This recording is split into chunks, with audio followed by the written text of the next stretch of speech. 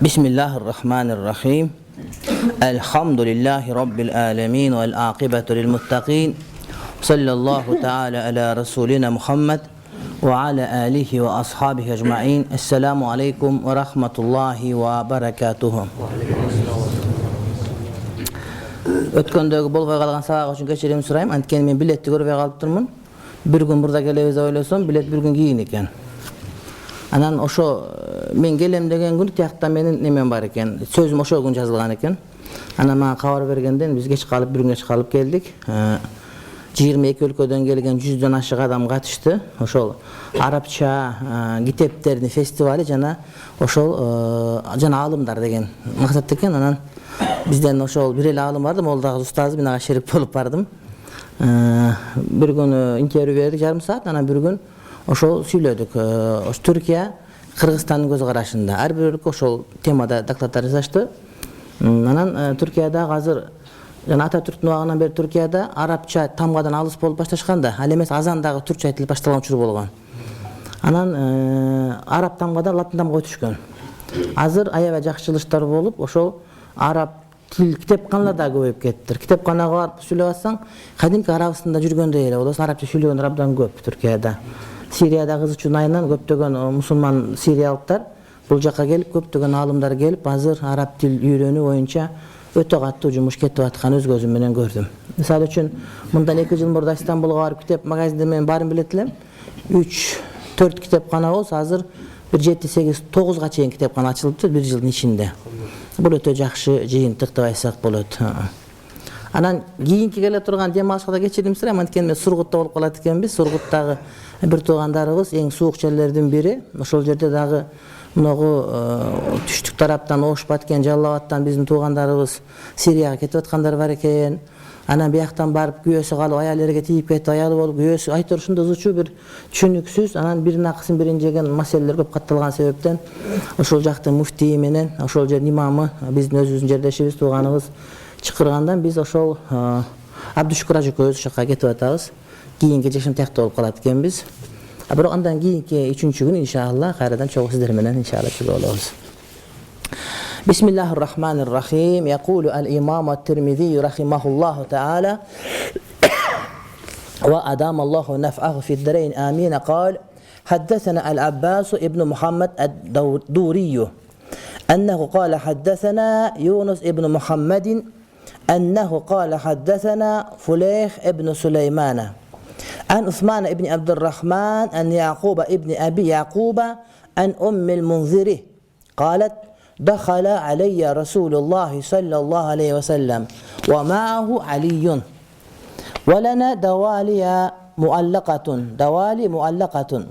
قالت فجعل رسول الله صلى الله عليه وسلم يأكله وعلي معه يأكله فقال صلى الله عليه وسلم لعلي ما يا علي فإنك ناقه قالت فجلس علي والنبي صلى الله عليه وسلم يأكله قالت فجعلت لهم سلقا وشعيرا فقال النبي صلى الله عليه وسلم لعلي من هذا فأصب فإن هذا أوفق لك. Deyt bul hadiste Hazreti Abbas ibn Muhammed ad-Duri aytat manga Yunus ibn Muhammed aytты deyt. Al aytat manga Fuleyh ibn Süleyman, al Osman ibn Abdurrahmandan, al Yaqub ibn Abi Yaqub'dan, al Ummul Munzir degen ayaldan. Al aytat Ummul Munzir aytat. Ummul Munzir kim dese bul peygamberimizdin ata tarafından tayyicelerinden biri. Peygamber atasının adı kim? Abdullah. Peygamberimizin atasının tayyiceleri. Atasının tayyicelerinden biri bayat kılgan, anan iki kıblagacha namaz okugan. Sallat ilal kıbleteyn degen sözü demek janağı bu ilgerki musulmanlardan degen söz. Algaçkı musulmanlardan degen söz. Iki kıblaga karap namaz okugan adam bu degen urmat özünçe. Iki soğuşka katışkan, Uhud menen Badrga katışkan degende iki kıblаны karap namaz okugan degen bu bir fazilet. Peygamberimiz Aleyhisselam'ın atasının tayyicelerinden, çoğun tayyicelerinden bolot eken. Oşol aytat bir günü deyt bizdin uyga Peygamber Aleyhisselam girdi aile janında eken. Эми таяжеsin зиярат кылганы барып атат. Атаң өтүп кетсе, кыргыздын сөзү бар, атам өлсө өлсүн, атамды көргөн өлбөсүн деген. Бул нагыле шариаттын өзү. Атаң өлүп кетсе, атаңдын туугандарын карашың керек. Апаң өтүп кетсе, апаңдын туугандарын карашың керек. Атасынын таяжесине зиyaratка барды. Азирет Али жанында экен. Азирет Али жанында экен. Азирет Али багып алган эле пайгамбар алейхиссалам. Жанында жүргөн эле, баласындай эле болуп калган адам эле, мисалы үчүн. Иниси. Валана давали муаллакатун. Биздин үйүбүздө жанагы курма дарак жүзүмдө өсөт, билесиңер. Жүзүмдө өсөт да. Аны ошону терип отурбастан, ошол жерден кырк ошол жерде илип коет экен дубалдарга. Ошол жерде кургайт экен да. Бизде жүзүмдү ошентип койсок деле болот. Ошол жерде мейиз болот. Шиңгил боюнча алып туруп, илип койсоң ошол жерде мейиз болгондо, курма бышкан убакытта бирден терип отурбай, ошол бутактын өзүн кыркан кийин ал бутактан кийин кайра курма болбойт. Жаңы бутак чыгат да. Ошол бутактын өзүн сындырып туруп, дубалга илип коюшат экен. Ошол жерде туруп кургай берет, ошондо илинип турат эле бизде дейт. Ана пайгамбарыбыз кирип ошону жеп баштады дейт. Туруп эле жеп баштады дейт. Жеп атса аны көрүп Али дагы чекеден жеп баштады дейт. Көтен жеп баштады жана эми таяжесинин үйү. Аякка барганда каяктан жейт? Пайгамбарды көрүн жеп атат, бул дагы жеп атат сүннөт деп. Дегенде пайгамбар Алини карап туруп айтты дейт. "Мах я Али". Али токто деп айтты дейт. Өзү жеп атат, аны токто деп айтты. "Я Али, мах я Али токто, фа иннака нақихун", сен ооруп атасың деди. Азирет Али бир оору болуп, оордон эми айыккан экен. Эми жакшы болгон экен. Анан курмаксы келет, билесиңер, барыңар. Анан сен токто, сен оорусуң деди. Эми эле алың суз, сага бул жакшы келбейт деди. Qalat fajalasa Aliyun wa an-nabiyyu ya'kulu. Desa Ali olturup kaldı jebey. Peygamber dagı delе jеп atты deydi. Qalat Ummu Munzir aytdı deydi. Faja'altu lahum silqan wa sha'iran. Anan emi Hazret Ali jebey kaldı, Peygamber jep atat, Ummu Munzir ökönöten tayaja bolot da. Ökönöten tayaja bolot. Anan sılıq degen bir janыбар çöp bolot, tamırı uzun ketet, jalbıragı var, uşunday bir at kulak siyaktı çöp, jey turgan çöp, oşol çöp tap geldim, ana arpa alып geldim deydi. Men öğretim arpanın balkim suğa bışkanı je kurulgan arpa aytar arpa. Antken arpanın suğa bışırılgan den soolukka paydalуу alımдар aytышат da. Arpanın suğu kaynat içse den soolukka paydalуу aytat. Kaşa kılsa da gana suğa kaynat suusun içse dağı. Antken oşo men Mekke'de doğurup kalıp eki jolu ap ketip skori men operasiya kılabızdan ölüp kalasın falan tükün degenden koy men ölüp öyle koyayım, baldarım bar okup atam, kırgızlarım ne bolot dep makul bolbой koysam, anan anda barıp arpanı kaynat suusun iç dep aytkan da. Oşo. Ket oşun. Arpa alып keldim deyt. Ana Peygamber Aleyhisselam aytdı. Ali Hazreti Ali karab aytdı. Min haza faasib. Mına uşundan jesen bolot, uşundan jesen. Fa inna hada ufaqu laka, uşul sana toora gelet dep aytdı. Peygamber Aleyhisselam bunu aytып atkan sebebi bul oor dedim ayık ayın dep atkan uçurda oşol kurma jegende küç kelip ket, oşol oorusunun ayıgısı emne geçen dep kalışı mümkün degen mani.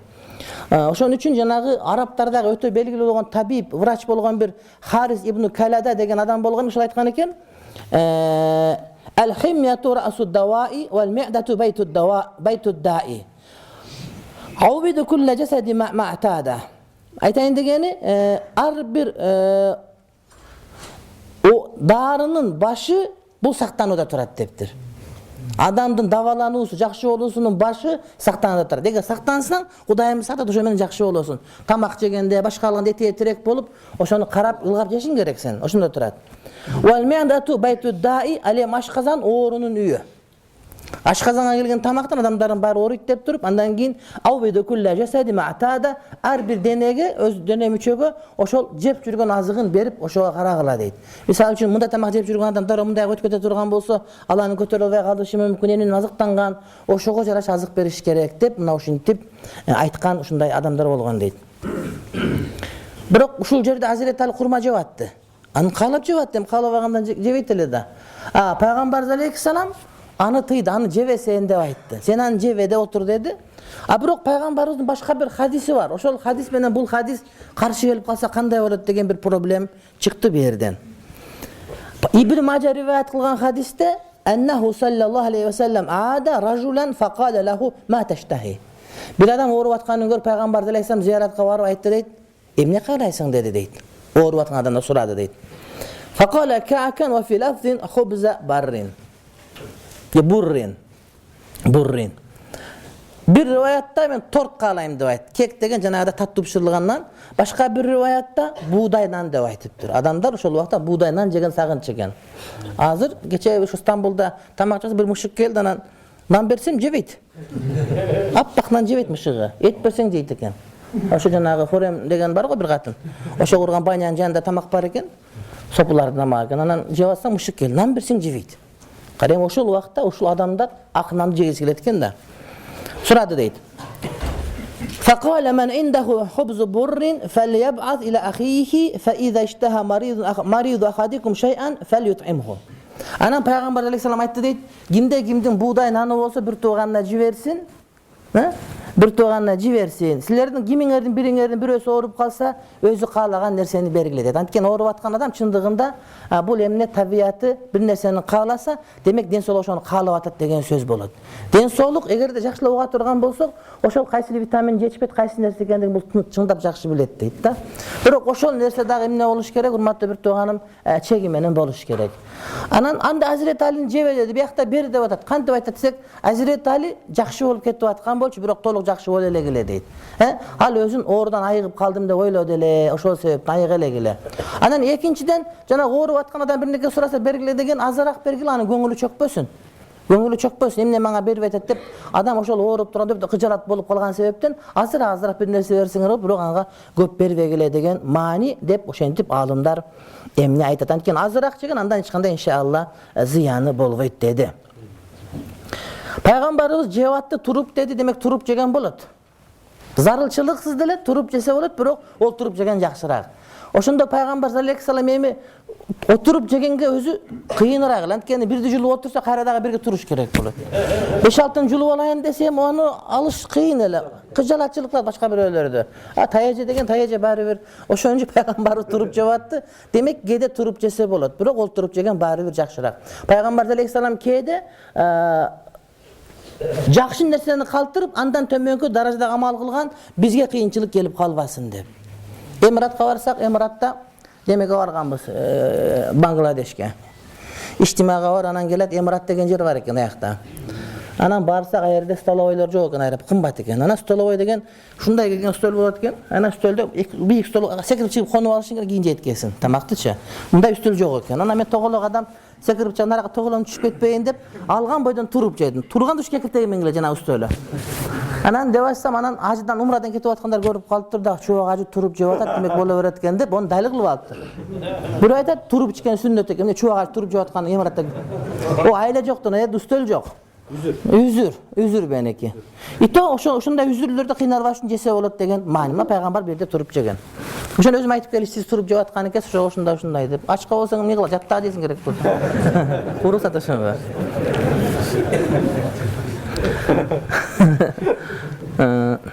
Gele dağıtılır. Anan oşol arpa menen janagy çöptü Peygamber sallallahu aleyhi ve sellem alıp kelgen Hazret Ali'ge je dep aýtdy. Muna oşol inşallah aga densoluğuna toora kelgen jany var. Al çöp menen janagy arpa oşol aýygyp baratgan adamga jеңил tamak degen mani.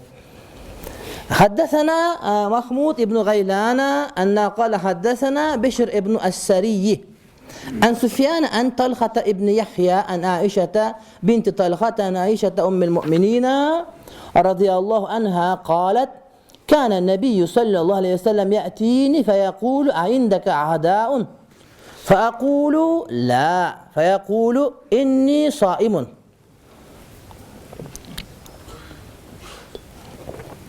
قالت فأتاني يوما فقلت يا رسول الله إنه أهديت لنا هدية قال وما هي قلت حيث قال أما إني أصبحت صائما قالت ثم أكله.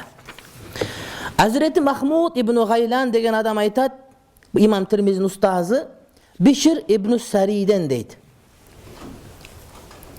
Bu kişi İbn Sari degen köp gelet kitaplarda. İbn Sari bu sahibi mavaiz, bu meseleçi alim bolgan. Kebir alimler fıkh aytpayt, bilesiňer haram halal aytpayt, bayan aytjat, mesele etmek. Mavizatçılar bor da bayançı. Her bir alimin özünün işi var. Biri bayan aytıp başta tügönüp kata 2 minutda. Birönük olsa saatlap tügönbeyt. 3 saat tügönbeyt, 4 saat tügönbeyt, söz gele beret. Kendinden artan çıgı beret. Targib. Uşunda sahibi mavaiz mesele etken alim bolgan deyt. Feluqba bil afwah, afwah dep aytılır. Afwah degende oozdu degen söz. Yani oozu köp degen söz, köp süyleyt, köp aytat meseleni wazir şart degen. Uşunda adam İbn Sari, çeçen adam bolgan. An Aisha degen ayaldan. Aisha binti Talha degenden. Ayşe binti Talha деген bul öte sulu ayal bolgan öz doğrunda. Birinci Mus'ab ibn Zubeyr üylөнгөн. Üylөнгөндө буга 1000 dirham, milyon dirham bergen deydi. Milyon dirham bergen deydi. Milyon dirham azı kança akça bolot? Ha? 10 dirham $100.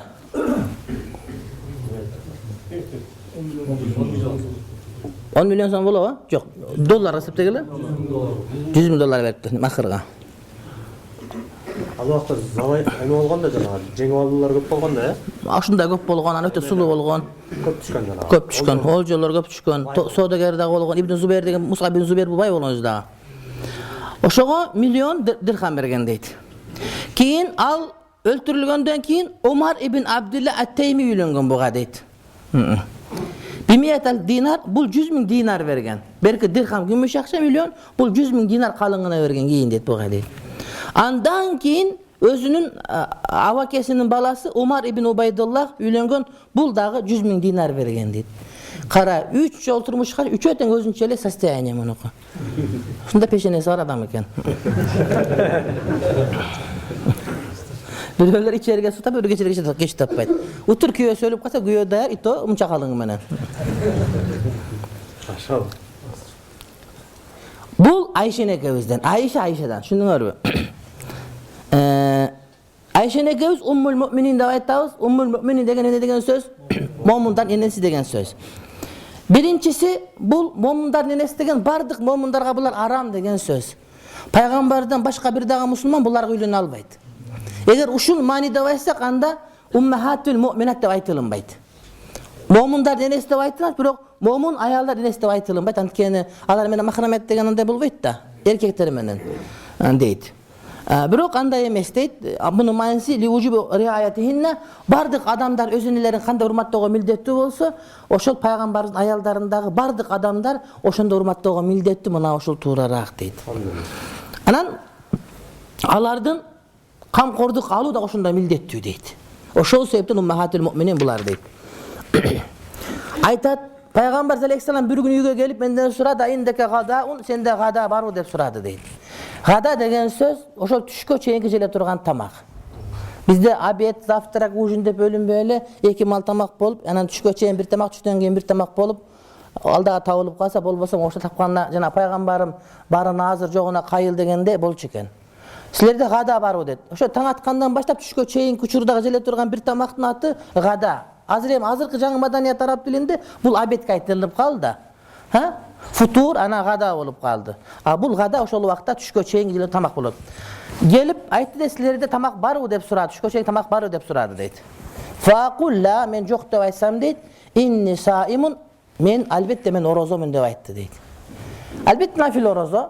Demek nafil oroz erteme iştege jebey turgan bolsa, saat 10-11 bolup түшөp кетелек болсо, adam niyet kılsa jarayı berет. Nafil orozogo tündөн başlap niyet kılış şart emес. Ertemenen turdun, namazды okudun, kayra uktadın barıp alıp tursan 11 boldu. Karasan orozo karmağın gelip kal, niyet kılsan jarayı berет. Kan aytmaska mına uşunday. Men orozomun dep orozogo niyet kılıp ketti Peygamber aleyhisselam deydi. Fatani yawman, başka bir günü dağı gelip durup gelgende men ayttım, o Allah'ın elçisi uhdiyat lana hadiyatun, bizge hadiya geldi dep ayttım deydi. Bizge belek geldi dep Ayşe nevi suyunçulödü. Kede peygamber sözü bilbesden peygamberin düğünde belekler gelip kalat, et gelip kalat ele, kurma gelip kalat ele. Antkeni peygamberin düğünde jok ekendigin bilip başka sahabalar, başkalar emne belek jiberişet ele. Bizge belek geldi dedi. Wa ma hiya, kanday belek dep suradı. Suraganda haysun dep aytты. Haysun dep aytkan urmatlı bir tuğanım, bul kurma, sarımay, jana kurut. Kurut bolgondan keyin talkala berse, kurutun talkаны bolot. Oşogo sarımaydı koşup, aga kurmanı koşup aralashtirip koyup, şunda tattуу bolot. Je kurutlan talkan koşulat. Mına oşuldağı emne hays dep aytıldı, şunda geldi dedi. Degende Peygamber aleyhisselam, ama inni asbahtu saiman, men bugün oroza karnap taң atırdım ele dedi. Andan keyin jedi deydi. Mına uşunu başka maskapta kalın bir tuğandar Şafiiler, bir adam nafil oroza karmasa, kısıga açıp kete verse bola veret dep aytışat. Biz ayttabız, jok bola verбейт dep ayttabız. Bu yerde Peygamber söylese men oroza karma taң atırdım degen sözü men açka elem. Men tamak jeyle gelem, orozada elem. Antkeni sayım degen söz özün karmanu degen söz. Degen manide dep düşündürөбүз biz. Antkeni başka hadistler menен salıştırganda oşol hadiste muna uşun teynak çıgarış gerek. Allah aytat: "Wala tubtilu a'malakum." Kur'an-ı Kerimde özüңөрдүн amalıңарды buzbagala degen ayat бар го деп айтабыз да. Биз десек айтат: "Ооба, бул аят бар. Бирок бул аят бул парз амалдар болушуга важип болот. Ал эми нафил аяттар болуп, нафил ибадаттар болуп калса, буларга эмне мустахаб эле болуп калат." Демек, "Анта амиру нафсика." Sen özüңө padişasың. Kalасаң нафилди кармайсың, kalасаң ачып бересиң деп жеңилирээк мамиле кылат. Биз айтабыз, жок. Kur'an-ı Kerimde "Wala tubtilu a'malakum" da açık aytылган, аерде парз нафилиңи бөлгөн эмес, амалыңарды бузбагыла, биз буза албайбыз. Бузсак төлөп берүү бизге эмне болот? Важип болот деп айтабыз. Дейбиз. Bu yerde көптөгөн ушундай бир нерселер бар. Же болбосом aytat Şeyh Avvam aytat, ustaz aytat bizdeki av muridan lis-savmi qasidan lahu. Men orozalem degen söz, men orozony karamay dep niyet kılıp attım elem. Eşteke tamak jok bolчу, orozony karamay dep niyet kılıp attım elem degen sözü bolчу deyt. Anan tamakты jedi deyt. Kedi üşüntüp aylasından oroza karmanuşurlar da bolup kalçı eken peygamber jaşoosunda. Azır bizdin muşuklarında kursağı tok.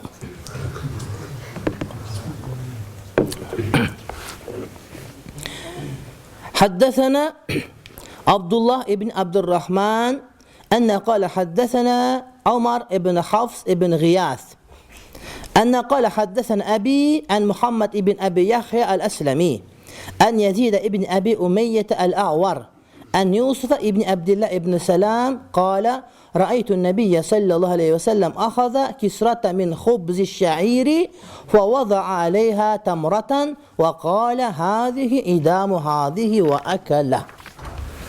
Hazreti Abdullah ibn Abdurrahman aytat, bana Omar ibn Hafs ibn Giyas aytdı deyt.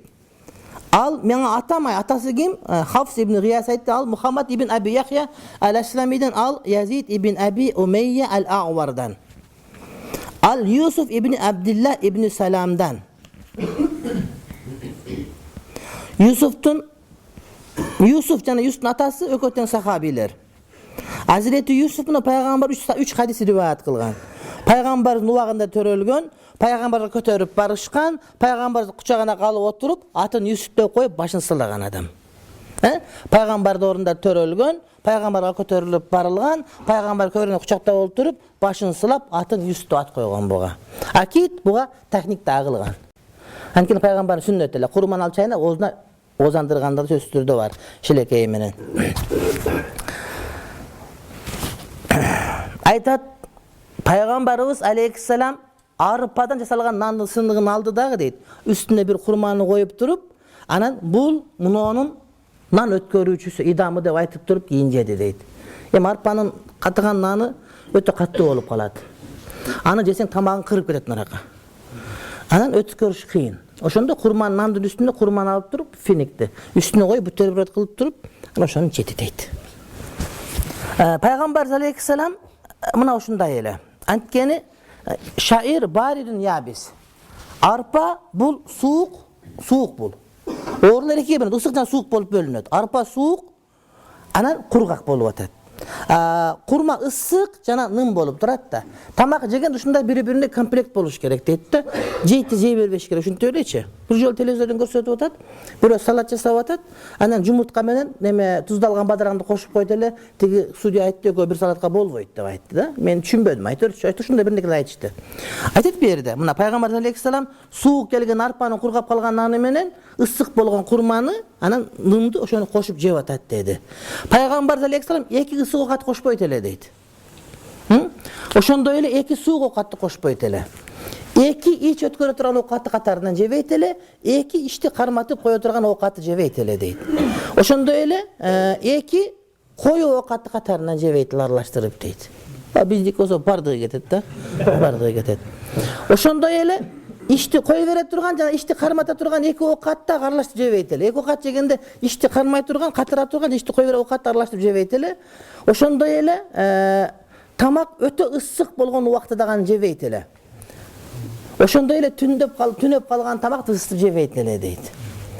Tönep kalgan tamakты ысытып жебейт эле пайгамбардын адатында. Бирок жесе болобу, болбойбу? Болот албетте, болот.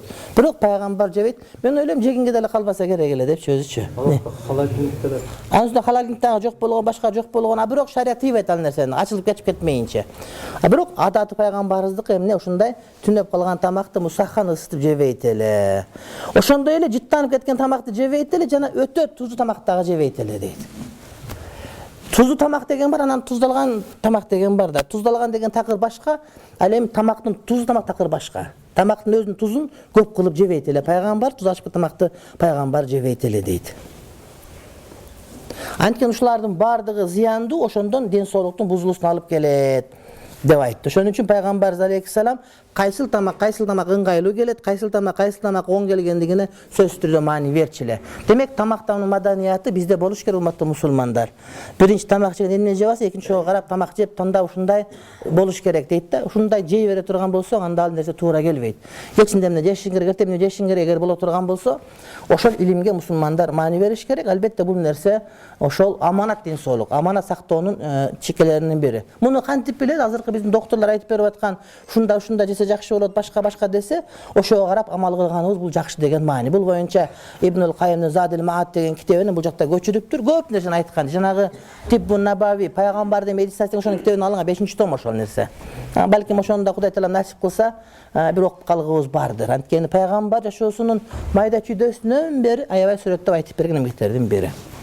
Ваннамда айтып қой ошоны жегиле деп, пайгамбар жегенди жегиле деп. Ошону окуп алса керек да алда. حدثنا عبد الله ابن عبد الرحمن أن قال أنبأنا سعيد ابن سليمان عن عباد ابن العوام عن حميد عن أنس أن رسول الله صلى الله عليه وسلم كان يعجبه السفل.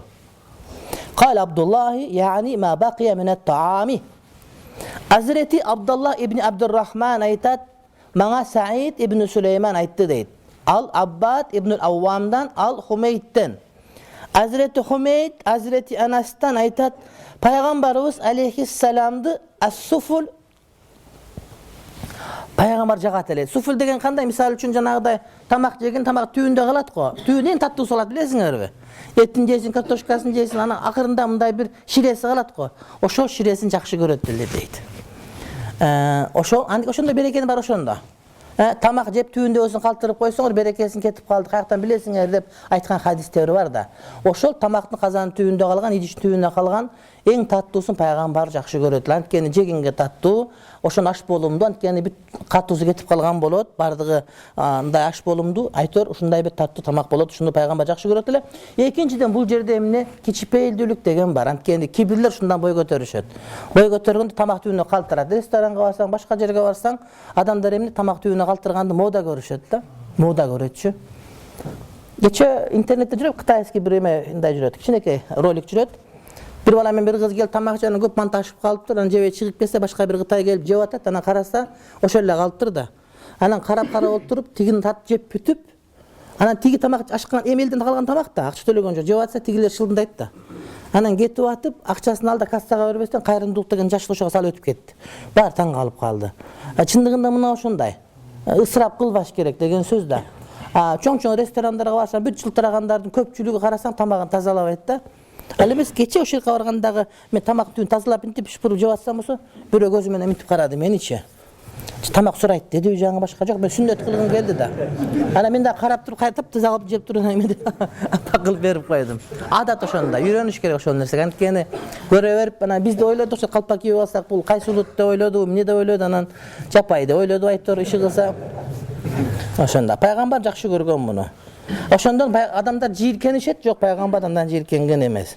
Анткени пайгамбар алейхиссаламдын ошол сөзүндө, кыймыл аракетинде, бардык акыбалында ошол хикмат бар. Анан Кудайдан ар бир кылган ишинде хикмат бар. Ошол адамдын кичипейилдүүлүгүнөн кабар берет. Ошон үчүн ошону сүннөттүн карман бизге да жакшы урматтуу бир туугандар.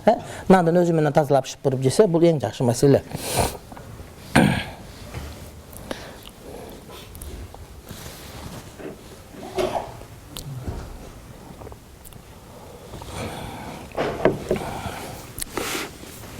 Babu ma jaa fi sifati wudu'i Rasulillah sallallahu aleyhi ve sellem inde ta'ami. Keyinкisi tamak içip atkan uçur. Tamak içerinin astındağı Peygamberimizdin daratının sıfatı tuğrasındağı bab deydi.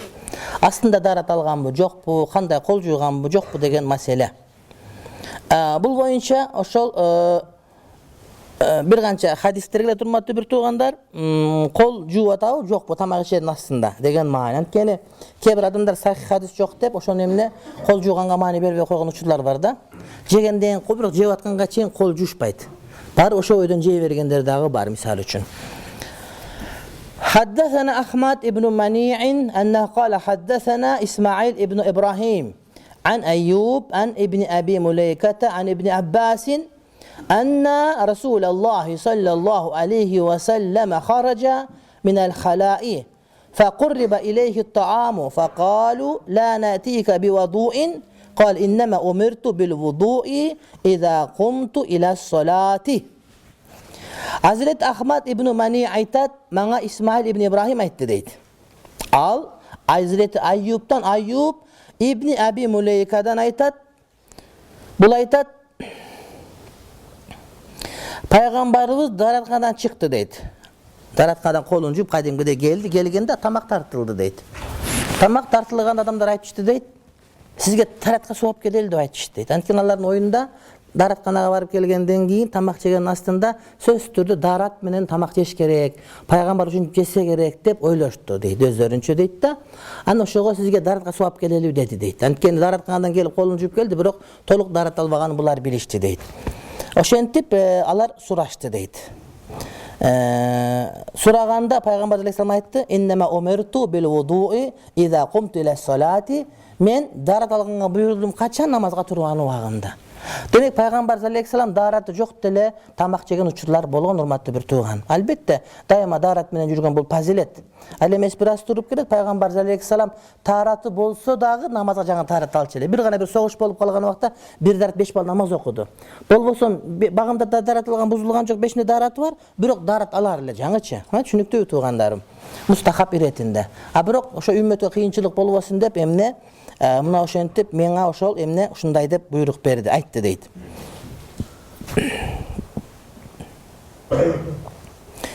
Bu hadistin manisi Peygamberimiz daima tarat menen jürgöndügü tigi sahabalarga belgili bolgon ele. Oşol sebepten oşol adaty buzulbaсын dep ümit kılıştı ele, birok alarga jеңилдик aytıp, "Jok, mena buga buyurulgan emesmin" dep muna uşunday emne belgi berip aytты deydi. Demek koldu juyup gana koyup tamak jegen жетиштүү bolot, söz türdü. Darat al emes, gusulda da şart emes bilesiňer. Orozo wagында gusul junup bolup kalsa kol betini juyup tamagyn jep turup, ozun bekitip keyin gusul alsa bola beret de fıkıhta aytkanbız. Hadislerden bardygyn tereň okup düşüngen adamlar, şunda da kebir adamlar var, hadislerden janagaday bir kıyın gelgen jellerin karmanatda oşo amal kılatda mындай jellerdi atta ötüp ketkenleri vardı, jok. Şunun bardygy Peygamberdiň yaşaşy, şunun bardygy fıkıhta bar. Egerde biz insap menen okusak, fıkıhtagı menen hadistegi bir-birine ötüp bap gelet da. Insap jok okuy turgan bolgondo gana bir-birine karşı gelet. Oşon üçin Hanafi mazhabda hadis amal kılbayt falan tükün degenlerin insabı jok da aytedelek biz. حدثنا سعيد بن عبد الرحمن المخزومي أنه قال حدثنا سفيان بن عيينة عن أمر بن دينار عن سعيد بن الحويرث عن ابن عباس قال خرج رسول الله صلى الله عليه وسلم من الغائط فأتي بطعام فقيل له ألا توضأ en tatawadda'u degen. Birok Arap dilinde kede iki tının biri hazif bolup birok umurdağı manisini beri verir. Yani alla tatawadda'u. Faqala usalli fa atawadda'a. Sa'id ibn Abdurrahman el-Mahzumi aytat bizge Sufyan ibn Uyeyn aytdı deydi. Al aytat bizge Amr ibn Dinar aytdı deydi. Al Sa'id ibn el-Huveyris'ten al İbn Abbas'tan. İbn Abbas bir günü daratkanadan gelgende aga tamak tartulaştı deydi. Daratkanadan tamak tartulaştı. Ana oşonda tarat alıp olasın da bir sırada deydi. Şunda takvalar gede adam yüzü öğret bilesiniz be. Çarp bir jaktan barsan darra şuntip mintip koyas diye verirse. Bir jerge varsan aksakallar oturat bir yerde deydi. Girip meşit namaz okudum. Bir ayılga varıp kaldım. Etesi bata olmak da iş çare olmak. Anan barsa kuptan bolup kaldı. Anan kuftanga girip okuduk. Aksakallar gelgen jok. Анан намаз окуган аксакалдар бар экен аердечи. Анан куфтандан чарчап өлүп калайын деген. Бир уктайын деп атсам, таксыры мына аксакалдар отурат деди. Эртеңки тойдун кеңешмесин кылып атышат.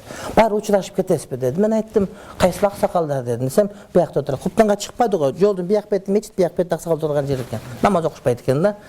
Анан мен айттым, барбайм дедим. Жаман сен күйгүздүң бала деди. Мынча күйгүздүң мени.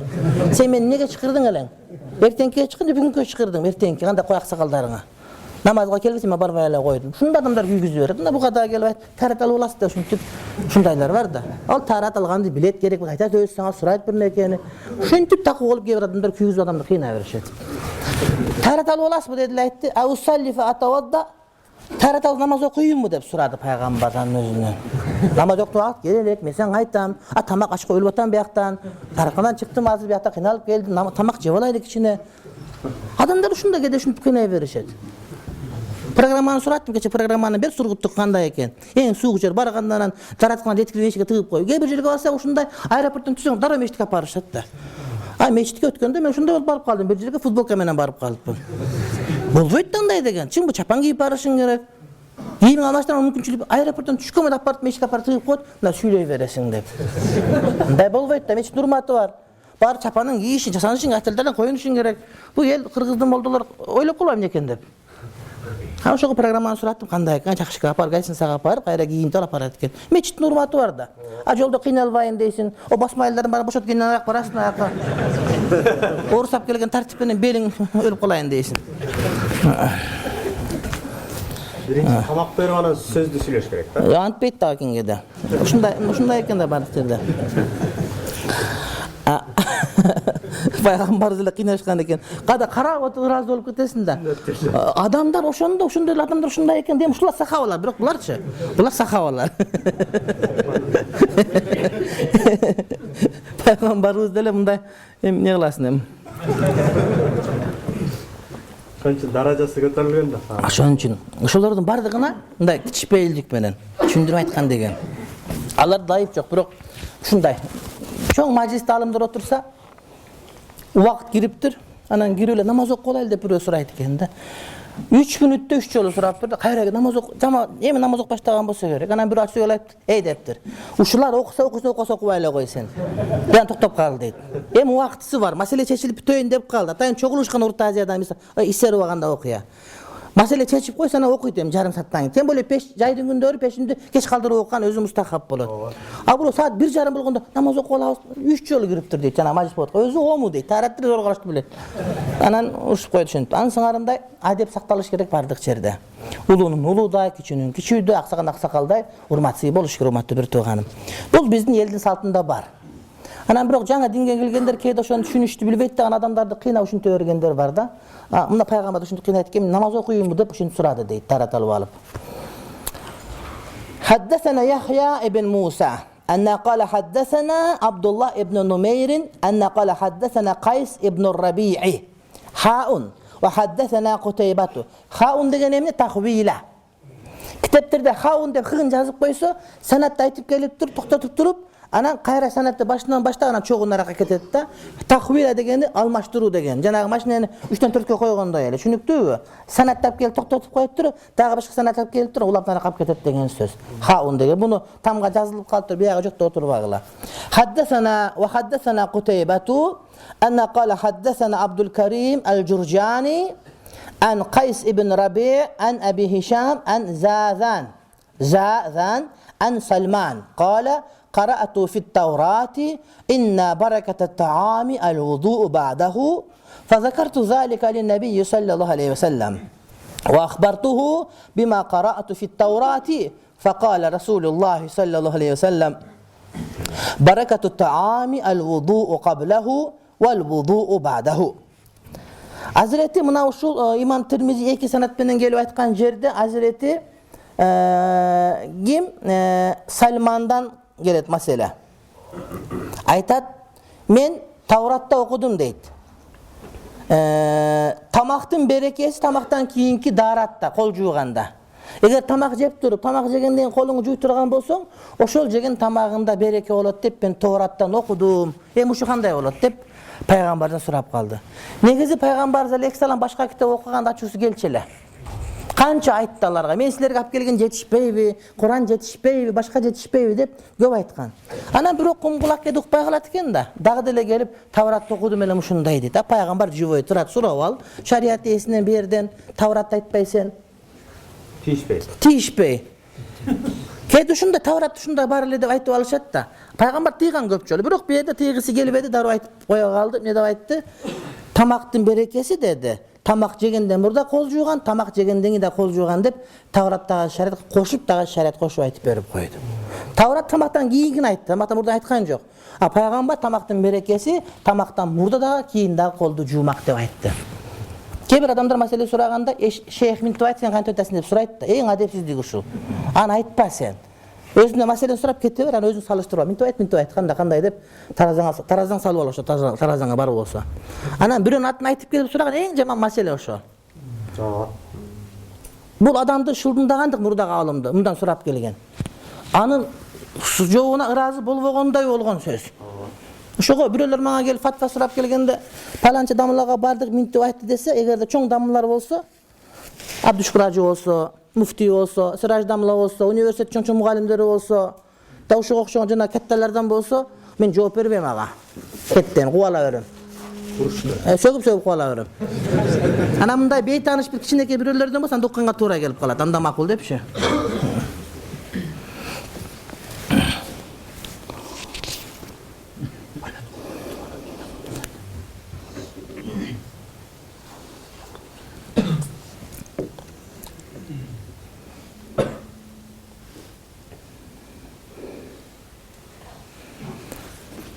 Анткени биринчи кол жууганда ошол кол жуугандын берекеси жана ошол зыяндын кетти ошо менен береке болот дейт. Жана адеп ахлактын бар экендигин, ар нерсени кырнап келип окат жеп аткан болсо адептин жоктугунан кабар берет. Жана ошол адамдын колуна жугуп калган кирлердин кетүүсү ошол тамактын берекесинде турат. Анткени жеген тамагың сага зыян болуп калганы болбойт деген сөз. Ошондо турат дейт да. Ал эми андан кийинки жууганың ошону менен колундагы май кетсе, май кеткенден колуңду шайтан жалабайт деген сөз. Түшүнүктүүбү? Демек, колдогу майды жууп кетирген өзүнчө тамактын берекеси болот. Жеп туруп, кийинен азычы боло турган болсо, демек берекеси кетип калат. Тигилердики башында жок этегинде десем да жарым каякта калып калды.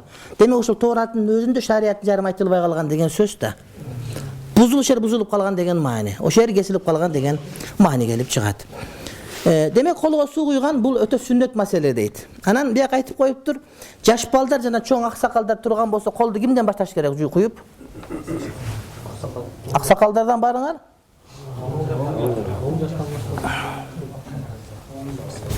Бул жак айт жаш балдардан дептир. Эмнеге десе, араб дүйнөсүндө жазып атат да, суу аз дейт. Ушунча суусу болсо дейт. Жаш балдарга куюп баштаса дейт, аксакалдарга, жаш балдар жетпей калат. Адатта аксакалдардын колдору тазараак болуп, жаш балдар кирирээк болот. Ошонун үчүн дейт, бир табак тамак жеп аткандан кийин жаш балдарга куюп баштаган жакшы дейт. Суу аз болгон шартта. Мен аябай таң калып, бирок ошого макул болдум. Кантип макул болдум, чоң бир айтып атса.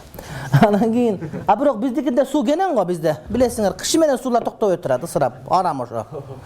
Суу кембагалбыз, бирок новостройкаларга барсаң, суулар аккан бойдон турат кышы менен. Ушундайбы?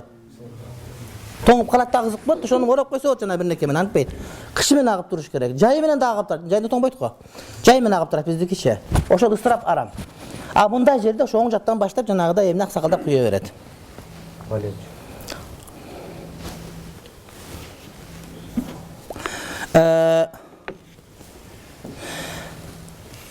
Тамак жегенден мурда колго суу куйса, колун арчыбай жеген жакшыраак дейт. Анткени колду арчыбай жесе, жана колдогу суунун издери ошол койгон майдын жуккандыгынан сактайт дейт.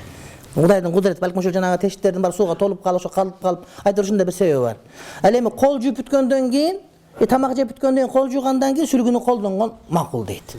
Мурдагысында сүлгүнү колдонбогон ошол жакшыраак деп ушинтип эмне аалымдар айтышат. Эгер сүлгү таза болсо албетте, анан кээде колуңду жуусаң сүлгү ачанып, кайра колуң кирип болуп калат, анан кайра жууганга туура келет. Ушундай сүлгүнү беришет кээде айласынан. Албай койсоң кап болот, кайра колуңа мынтип беришет да. Анан ошого бүткөндөн кийин дагы, бүткөндөн мурда да эч колуң арчыбай эле ушинтип кеткенге туура келет.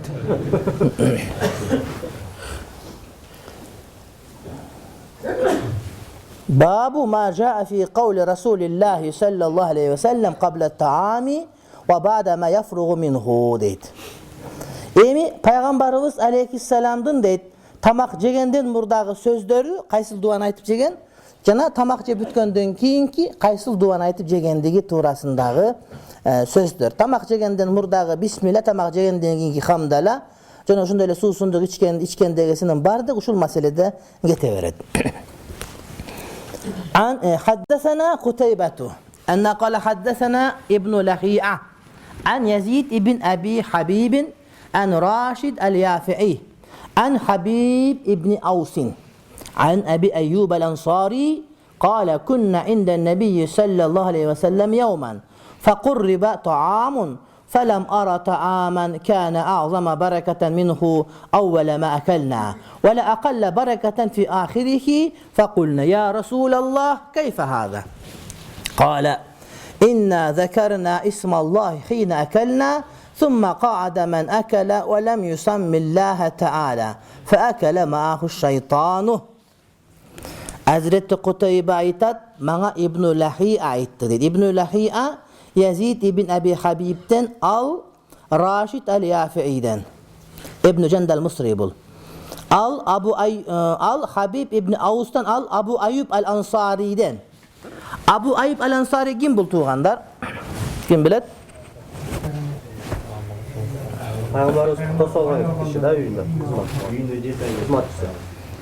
Dağı?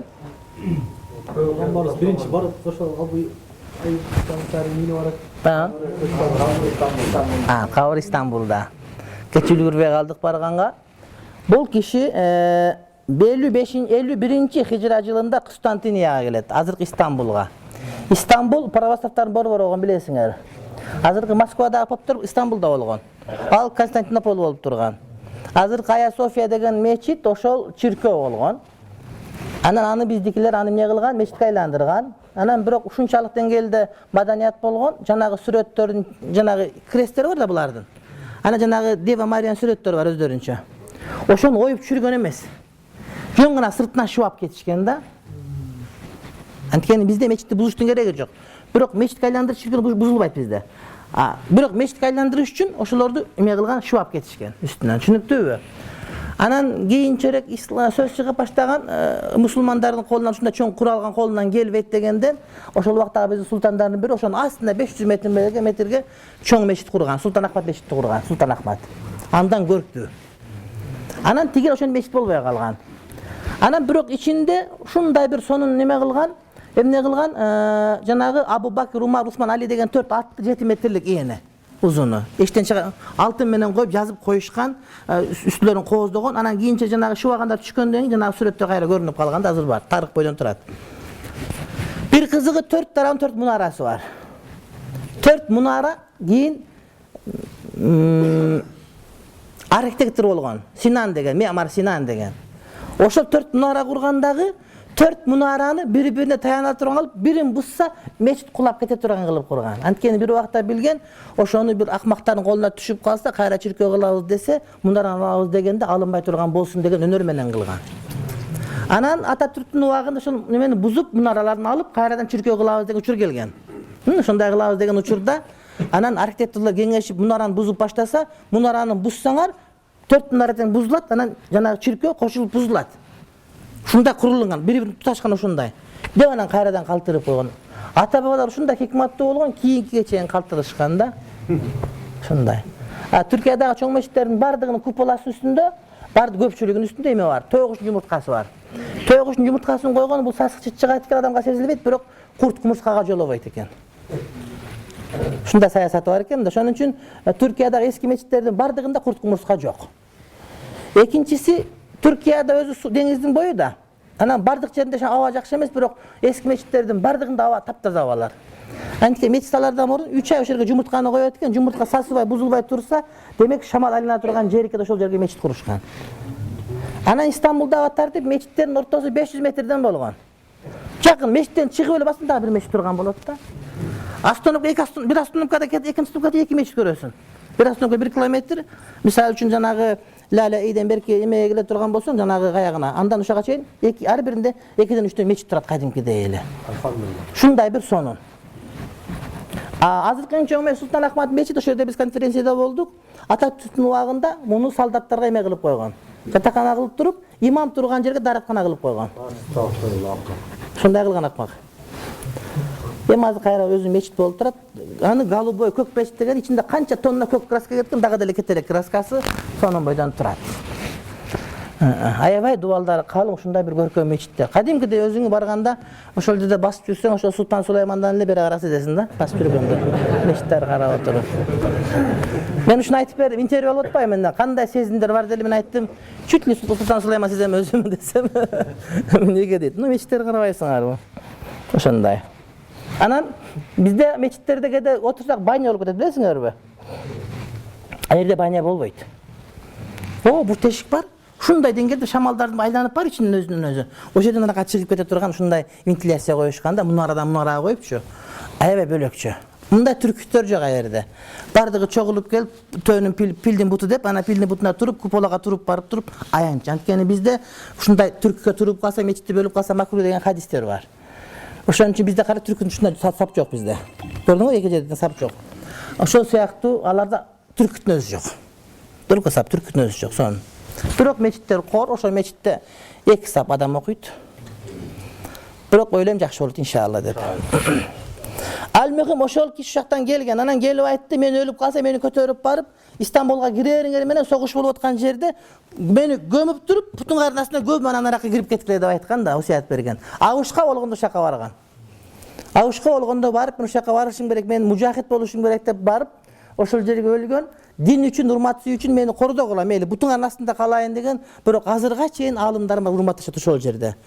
Ошонун тегерегинде адамдар жашайт, эң чоң мечит Багымдаттын убагында мечитинде ушу жумада адам болот. Султан Айыпта. Мен барган бир жолу бардым. Бар Истанбулга баргандар ошону осуят кылат эле. Биздин көптөгөн Истанбулга барчылар бар. Барып кездем алып эле берки Гранд Базардан кайтып келе берет бардыгы. Аксарайдан кайтып келе берет. Аксарай жана сойкулар ошол жерде, башкалар ошол жерде, биздики бардыгы. Анан дагы чоң проблеманы угуп калдым. Ошака баргандар эркеги деле аялы деле барып, көп зына иш кылгандар көп болуп кетет экен. Ошону токтоткула деп айтат элем мен. Негизи аялдардан көчөгө койбош керек, жибербеш керек, бирок бардык эмес.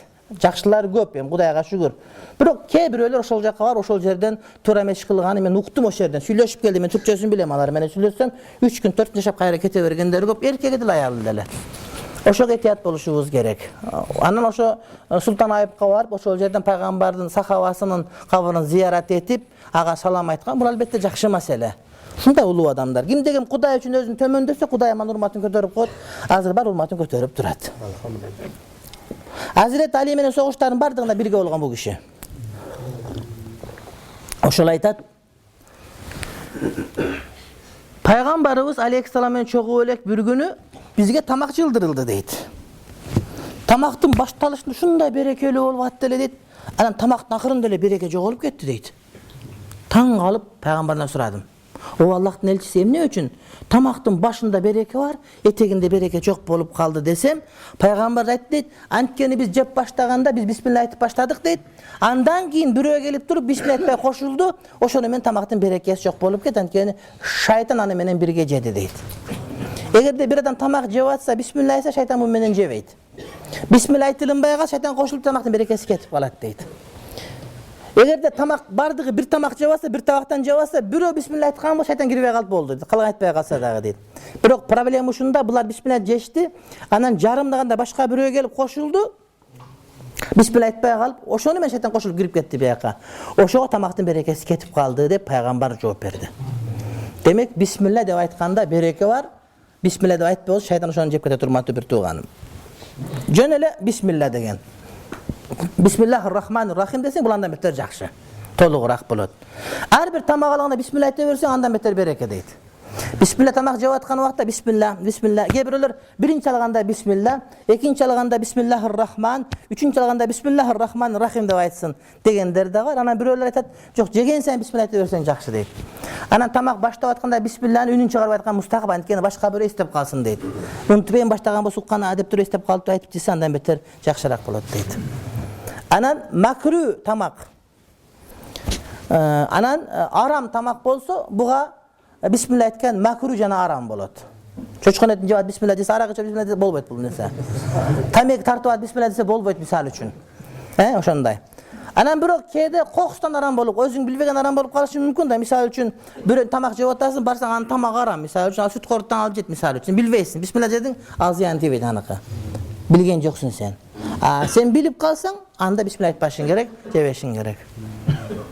Кээ бир жерге чоң адамдар чакырат, барган дүйнө алып калсаң, байлар чакырганда, ошо сүт корт тамак жегенин билсең, эч качан мен тамагын жебейм ошолордукун. Кээде тыйын тыпыр беришет, алып келип ошол жака таратып жиберем. Эми албай койсоң капа болушат да. Кээде пакет салып берип, алып китке салып берген учурлар болду меники. Анткени сүт кордук менен мактан ошону жакшы көргөн адамдар бар, ошолордун берген ырыскыларын жебегенге аракет, балдарга жедирүүгө аракет кылам. Аялым да сурап турат, каяктан келди мындай деп туруп, анан үйгө кирбейт көп учурда кээ бир тамактарды. Адамдар албай коюш кыйын болот, ушундай учур болуп калат да. Тыйын да ошондой эле өкүмдө. Кошунан орус болсо орус коюп койсо болобу?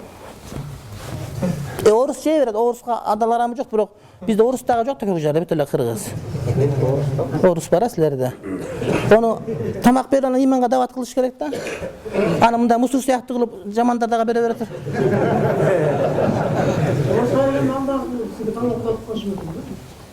Адалын жей бересиз, аныкын бар. Токтун жумурткасын жей бересиз. Ал өзү билет ошондой берет. Беркиндейди бербейт. Беркиндейин бербейт. Адалын жей берсе болот, алма жей берсеңиз болот. Кандай? Ооба. Берет, ооба, берсе жей бересиз адал болсо. Бир жолу мен институт медреседе окуп жүрсөм, бир орус аял кетип атат кемпир. Аябай зор кетет да, пакет көтөрүп. Анан мен көтөрүшүп коеюн деп бабушка десем, макул деди. Анан үйүнө чейин барсам, майрам экен, жана жумуртка бойгон. Пасха. Анан көп жумуртка берди. Кызыл, тазыл, сараргандай көрүп отургун келет, карап отургун келет. Анан көтөрүп келди медресеге. Анан алып келип туруп, курсак ачып алып эмне кылабыз деп анан иштихат кылдык муфтилер, экинчи курста өзүбүз. Жесек болобу, болбойбу. Сууга жуусак кетпейт экен боягы. Анан нары карап, бери карап отуруп бисмилла жеп койдук бардыгын. Жумурткаларды. Эми анда ошондой убакыт эле да. Бир жолу бирөө тоок биширип келген, аны жесек, жеп атсак эле бир малда баш жыйып калса, ошодон токтоттук аны. Ушундай болуп калат, аны токтотуш керек, жебеш керек ал учурда. Тооктун баш чыгып калды. Көрсө, жөн токко тептирип өлтүрүп коюптур. Ушундай жеп аттык элек өлдү. Ошентип шайтан кошулуп жеди, ошондон ушундай болуп эмне берекеси учуп кетти дейт. حدثنا يحيى ابن موسى أن قال حدثنا أبو داود أن قال حدثنا هشام الدستوائي عن بديل الأقيلي عن عبد الله ابن عبيد ابن أمير عن أم كلثوم عن عائشة قالت قال رسول الله صلى الله عليه وسلم إذا أكل أحدكم فنسي أن يذكر الله تعالى لطعامه فليقل بسم الله أوله وآخره. Hazreti Yahya ibn Musa aytat, Hazreti Abu Davud'dan, Abu Davud Hişam'dan, Hişam Budeyl'den, al Abdullah ibn Ubeyd ibn Umeyr'den, al Ummul Kulsum'dan. Ummul Kulsum bul Abu Bakır'ın kızı. Ayşe nevizin bir tuğanı. Al Ayşe nevizden aytat, Peygamber aleyhisselam ayttı deyit, bir rivayet söylep oturuş gerek meşitte, sağlıkta. Gübüröngen bolboyt. Ben kulağım kıyın oğat. Gözüm жақсы koy, bir kulağım kıyın oğat. Ummu Kulsum bunu Peygamber Abu Bakır'ın oğlu Muhammed'in kızı dep aytышат. Anan bирок buyakta Muhammed Avvam aytıptır, bu Abu Bakır'ın özünün kızı depçi. Tahribul Kamal'da gelgende Tahribul Kamal'ı görgülü. Ha? Belki adaşıp kalıp, buldur adaşıp kalaşım. Şunun Tahribul Kamal deyen kitap var, üstünde şunun karagıla, şundan Ummu Kulsum kim eken tapkıla. Şunduktu bir de Abu Bakır'ın kızı dep aytat. Ayşe neviden aytat, Peygamber aytты deyt. Eğer de sizlerden birine tamak jep atıp başında Bismillah'ını unutup kalsa deyt. Anda Bismillahi avvalahu ve ahirahu. Başında dağı Bismillah, eteginde dağı Bismillah dep aytıp koysoңор, oşol bolat dep, nauşintip üyretti bizge. Anda ortosu kayakta kalat dese aytat, ortosu degen jok, baş ayağı degen söz, bardığına Bismillah degen söz bolat. Baştan ayak degen oşol manide gelet. Dep aytat, Allah Taala barыбызды tamak jegende Bismillah dep jegende Kudayım nasip kılgan bolsun. Amin.